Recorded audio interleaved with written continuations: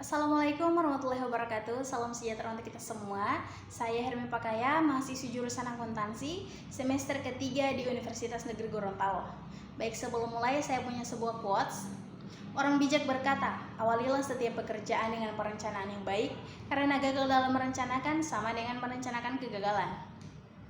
Pajak itu layaknya tulang punggung di tubuh manusia. Kalau republik ini ingin bergerak, berdiri tegak, dihormati rakyatnya dan disegani, maka harus ditopang dengan tulang punggung yang kuat. Kalau rapuh, entah osteoporosis atau salah bentuk, maka badan akan ikut kena dampaknya. Baik, pada kesempatan kali ini, saya akan menjelaskan apa motivasi wajib pajak untuk melakukan perencanaan pajak dan langkah-langkah apa saja yang harus dilakukan wajib pajak dalam membuat perencanaan pajak yang efektif. Motivasi wajib pajak dalam melakukan perencanaan pajak yaitu untuk menekan jumlah pajak atau meminimalkan beban pajak yang mana akan memaksimalkan laba.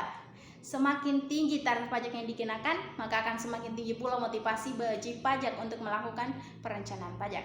Bagi perusahaan, pajak merupakan biaya atau beban yang akan mengurangi laba bersihnya. Perusahaan dapat jauh dari resiko ketidakpatuhan perpajakan yang akan meminimalisir utang pajak yang tak terduga. Perusahaan melakukan perencanaan pajak untuk memastikan pemanfaatan dana yang optimal untuk tujuan yang lebih produktif, karena salah satu tujuan perencanaan pajak adalah menyalurkan dana dari sumber kena pajak ke berbagai rencana yang menghasilkan pendapatan.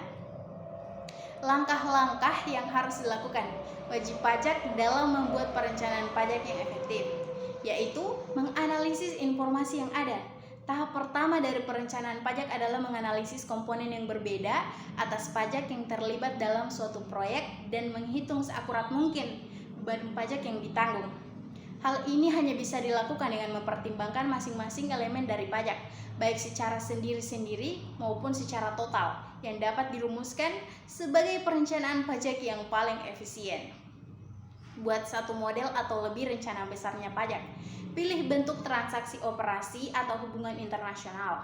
Pada hampir semua sistem perpajakan internasional, paling tidak ada dua negara yang ditentukan lebih dahulu. Dari sudut pandang perpajakan, proses perencanaan tidak bisa berada di luar dari tahapan pemilihan transaksi, operasi, dan hubungan yang paling menguntungkan.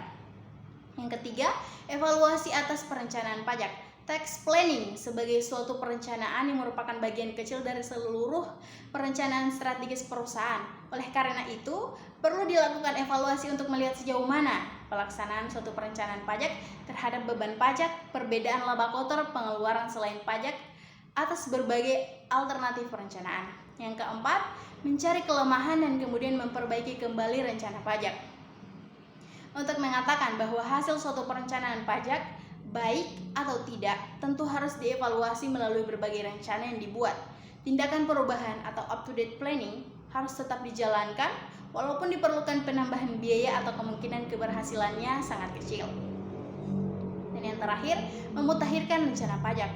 Meskipun suatu rencana pajak telah dilaksanakan dan proyek juga telah berjalan, tetap perlu diperhitungkan setiap perubahan yang terjadi, baik dari undang-undang maupun pelaksanaannya sesuai di negara mana aktivitas tersebut dilakukan yang dapat berdampak terhadap komponen suatu perjanjian.